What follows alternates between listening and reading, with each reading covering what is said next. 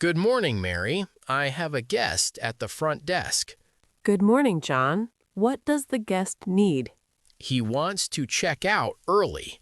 His reservation is until Friday, but he wants to leave today. I see. Did he say why? Yes, he has a family emergency. He needs to go home today. That's difficult. Let me check his reservation. What's his room number? Room 305. His name is Mr. Silva. Okay, I found it. He paid for 3 more nights. He wants a refund, right? Yes, exactly. He asked about the refund policy. Our policy allows refunds for emergencies, but we need proof. He showed me a message from his family.